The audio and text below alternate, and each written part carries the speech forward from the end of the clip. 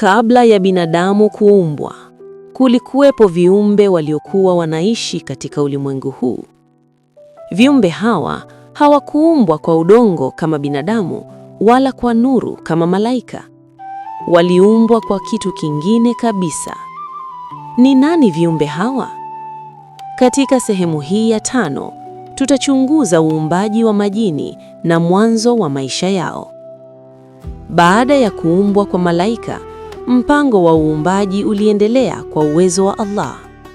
Katika hatua hii ya uumbaji, Allah akaumba viumbe wanaoitwa majini. Majini ni viumbe maalum walioumbwa kwa moto usio na moshi. Hii ni tofauti kabisa na malaika ambao waliumbwa kwa nuru na binadamu ambao waliumbwa kwa udongo. Katika Qur'ani, tunaelezwa kuwa majini waliumbwa kabla ya binadamu. Hii ina maana kwamba kabla ya binadamu kuanza kuishi duniani, majini tayari walikuwa wanaishi katika ulimwengu huu.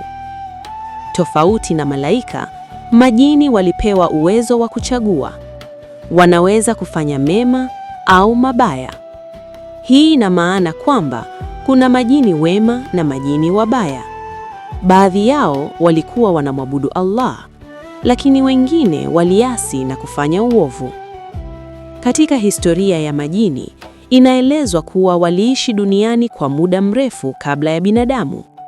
Lakini katika maisha yao kulikuwa na matatizo.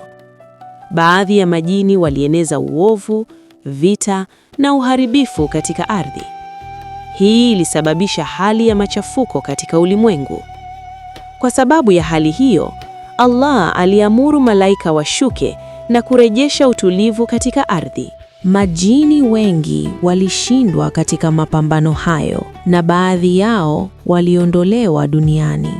Lakini katika miongoni mwa majini kulikuwa na kiumbe mmoja aliyekuwa tofauti.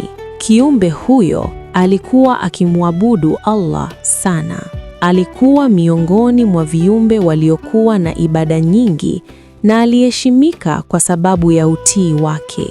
Kiumbe huyo anajulikana kwa jina la Ibilisi.